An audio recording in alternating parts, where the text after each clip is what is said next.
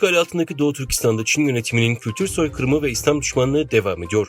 Doğu Türkistan'ın Kaşgar vilayetindeki kadim bir cami eğlence merkezine çevrildi. Türk dünyası için önemli kentlerden biri olan Kaşgar'daki Sey-Baziri Camisi'nin eğlence merkezine çevrildiği görüntülendi. Kırım Haber Ajansı ekibinin takibi aldığı Çin merkezli sosyal medya hesaplarında paylaşılan görüntülerde Çinli turistlerin eğlence merkezine dönüştürülen kadim camide fotoğraf çektirdiği görüldü. Daha önce Kaşgar Orda Aldı Camisi'nin de bara çevrildiği New York Times gazetesi tarafından ispatlanmıştı. Endonezyalı Müslüman gazeteci kardeşliği iptal tehdidine rağmen Uygur Araştırmaları Merkezi Başkanı Abdülhakim İdris'in Endonezya'ya çevrilen Çin'in İslam dünyasını sömürgeleştirmesi ve Uygur soykırımı başlıklı kitabını değerlendirmesini düzenleyebildi. Etkinlik 16 Mart 2024 Cumartesi günü birlikte iftar yaparak gerçekleştirildi.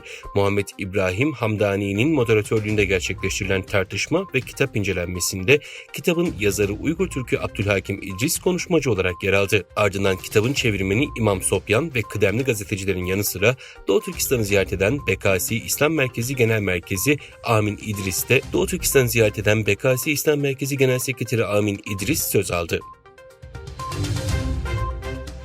ABD, Kanada'ya Çin'in zorla çalıştırmayla üretilen köle emeği ürünleri ortaklaşa yasaklaması çağrısında bulundu. ABD Sivil Güvenlik ve İnsan Haklarından sorumlu Dışişleri Bakan Yardımcısı 12 Şubat'ta Kanada'nın Globe and Mail gazetesiyle yaptığı söyleşide Uygur zorla çalıştırmayla ilgili Kanada hükümetine çağrıda bulunarak ABD Uygur ve Tibetlilerin Çin tarafından zorla çalıştırılarak yapılan ürünlerin ithalatını yasaklamak konusunda güçlü adımlar atmak üzere Kanada ve diğer müttefikleriyle aktif müzakerelere hazırdır dedi. Rusya'daki devlet başkanlığı seçimlerinde beklendiği üzere bir sürpriz yaşanmadı ve resmi olmayan sonuçlara göre seçimi Vladimir Putin kazandı. 3 gün süren oy verme işlemi sonucunda sandık çıkış anketlerine göre oyların yaklaşık %88'ini alan Putin 5. kez devlet başkanı seçildi. Rusya Merkezi Seçim Komitesi Başkanı da Rus Devlet Televizyonu'na yaptığı açıklamada şu ana kadar oyların %30'unun sayıldığını, Putin'in oy oranının ise %87,97 olduğunu söyledi.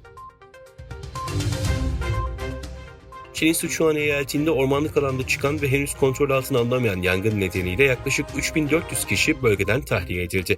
Ganzi Tibet Özerk şehrine bağlı Yajian kasabasında ormanlık alanda dün başlayan yangının şiddetli rüzgar nedeniyle yayıldığını belirten yetkililer 11 kasabadan yaklaşık 3400 kişinin tahliye edildiğini söyledi. Türkiye 18 Mart Çanakkale Zaferi'nin 109. yıl dönümünü coşkuyla kutladı. Anma törenleri Çanakkale Savaşları'nın yaşandığı Gelibolu Yarımadası'nda ve ülkenin dört bir yanında gerçekleştirildi. Vatanı uğruna canlarını feda eden şehitler anısına saygı duruşunda bulunuldu ve İstiklal Marşı okundu. Genç yaşlı binlerce vatandaş şehitleri ziyaret etti ve atalarının kahramanlıklarını anma etkinliklerine katıldı. 18 Mart Çanakkale Zaferi, Türk milletinin birlik ve beraberliğinin, bağımsızlık tutkusunun ebedi bir örneği olarak tarihe geçti.